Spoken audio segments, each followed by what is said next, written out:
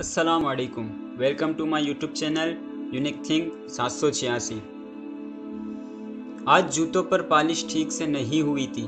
یہ دیکھ کر شوہر کا موڈ خراب ہو گیا۔ بیوی سے کہنے لگا، اتنا سا کام بھی ڈھنگ سے نہیں کر سکتی؟ آخر تم سارا دن کرتی کیا ہو؟ پھر آفس روانہ ہو گیا۔ شام 5 بجے جب وہ تھکا ہارا گھر پہنچا تو دیکھا کہ اس کے بچے گھر کے سامنے میلے کچیلے کپڑوں میں کھیل رہے ہیں۔ گھر میں داخل ہوا تو عجیب منظر تھا۔ کپڑے، کھلونے اور جوتے ادھر ادھر بکھرے پڑے تھے۔ ناشتے کے برتن ابھی تک وہیں تھے جہاں صبح تھے۔ رات کے برتن سنک میں پڑے دھلنے کا انتظار کر رہے تھے۔ فریج کے دروازے پر آلودہ ہاتھوں کے نشانات تھے۔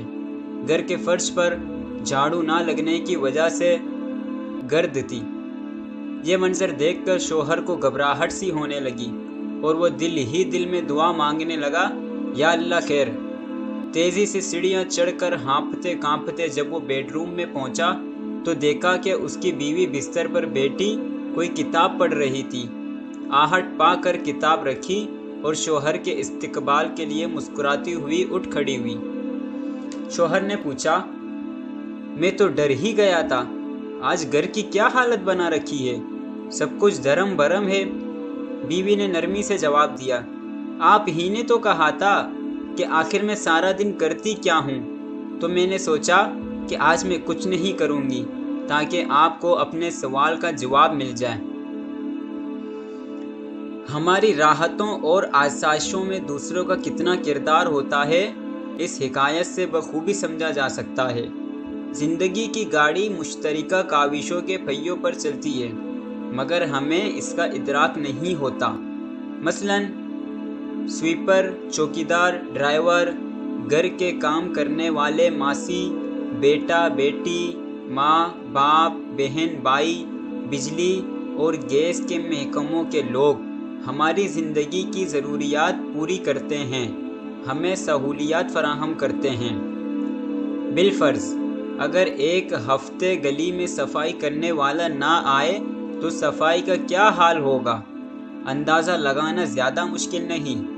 نعمت کی قدر اس کے جانے کے بعد ہوتی ہے، اس لیے ہمیں اپنی زندگی میں شامل لوگوں کی نہ صرف قدر کرنی چاہیے بلکہ وقتاً فوقتاً حوصلہ افزائی کر کے انہیں قدردانی کا احساس بھی دلانا چاہیے کہ امی آپ کتنی اچھی ہیں کہ اپنی راتوں کی نیند اور دن کا چین قربان کر کے ہم بہن بھائیوں کے کھانے پینے، کپڑوں اور دیگر ضروریات کا خیال رکھتی ہیں۔ ابو آپ خون پسینہ ایک کر کے ہم بہن بھائیوں کے اخراجات پورے کرتے ہیں، مجھے آپ سے محبت ہے۔ اس طرح کے جملے جبکہ سچے ہوں بولنے سے آپ کا جائے گا کچھ نہیں، لیکن سامنے والے کا دل بڑا ہو جائے گا۔ کبھی آزما کر دیکھیے۔ ناقدری کا رونا یہ بھی کڑوی حقیقت ہے کہ ہمارے معاشرے میں عام طور پر شوہر بیوی سے اور بیوی اپنے شوہر سے ناقدری کی شاکی ہے۔ اسی طرح ماں باپ اور اولاد، ساس اور بہو، استاذ اور شاگرد، سیٹ اور ملازم، دکاندار اور خریدار اپنی اپنی ناقدری کا رونا روتے ہیں۔ الغرض کریڈٹ لینے کو تو سب تیار ہیں، دینا کسی کسی کو آتا ہے۔ اپنی ناقدری کا احساس بعض اوقات اتنا بڑھ جاتا ہے کہ انسان کو اپنی ناک سے آگے دکھائی ہی نہیں دیتا اور وہ گھریلو، کاروباری یا تعلیمی سطح پر مفید کردار ادا کرنے میں ناکام رہتا ہے۔ یاد رکھیے، اگر آپ میں صلاحیت ہے، آج یا کل اس کی قدردان ضرور ملیں گے، کیونکہ 100 کا نوٹ نیا ہو یا پرانا، کڑک ہو یا مڑا ہوا، اس کی ویلیو 100 روپے ہی رہتی ہے، کم یا زیادہ نہیں ہو جاتی۔ اور اگر آپ میں کسی چیز کی صلاحیت نہیں ہے، خوش فہمی کے اثرات سے باہر آ جائیے کہ گرد آسمان پر بھی چڑھ جائے تو اس کی قیمت نہیں بڑھتی، اور سونا زمین میں بھی دفن ہو جائے تو اس کی قدر کم نہیں ہوتی۔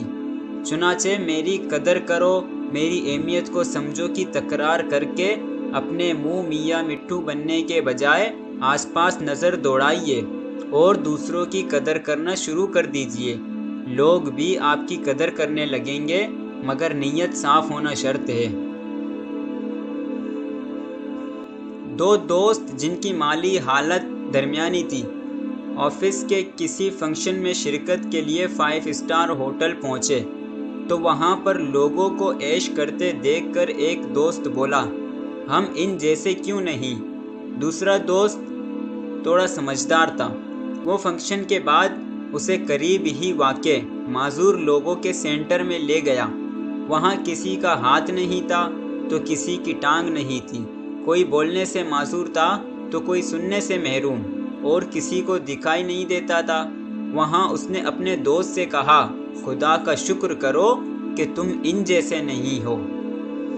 اللہ پاک کے آخری نبی صلی اللہ تعالی علیہ وسلم کا فرمان عالی شان ہے، اپنے سے نیچے والوں کو دیکھو، اوپر والوں کو نہ دیکھو، بس تمہارے لیے یہی بہتر ہے کہ کہیں اللہ عز و جل کی نعمتوں کو خود سے دور نہ کر بیٹھو۔ چند سوالات کبھی خود سے پوچھئے کہ کتنے لوگ تمنا کرتے ہوں گے کہ انہیں بھی ایسا گھر، گاڑی، موبائل وغیرہ مل جائے جیسا آپ کے پاس ہے، ایسی ملازمت، اجرت، تجارت، صحت، عزت اور صحبت مل جائے جیسی آپ کے پاس ہے۔ اس طرح کے سوالات سے آپ کے دل میں اپنی چیزوں کی قدر محسوس ہونے لگے گی۔ انشاءاللہ عز و جل نعمتوں کی قدردانی کا ذہن بھی بنے گا۔ ایک آدمی چلتے چلتے بہت تھک گیا اور راستے میں بیٹھ کر رونے لگا کہ مجھ سے بڑھ کر کون مسکین ہوگا جس کے پاس سواری بھی نہیں۔ ایک دانا نے سن کر کہا نادان کیوں ناقدری کرتا ہے، ٹھیک ہے تیرے پاس سواری نہیں لیکن شکر کر کہ اللہ پاک نے تجھے گدھا بھی تو نہیں بنایا کہ لوگ تجھ پر سواری بھی کریں اور اپنا سامان بھی لا دیں۔ بہرحال ہمیں چاہیے کہ ہم رشتوں، نعمتوں، مشوروں، تجربوں، علم، وقت، روزگار کی قدر کرنا سیکھیں اور شکر گزار بندوں میں شمار ہو جائیں۔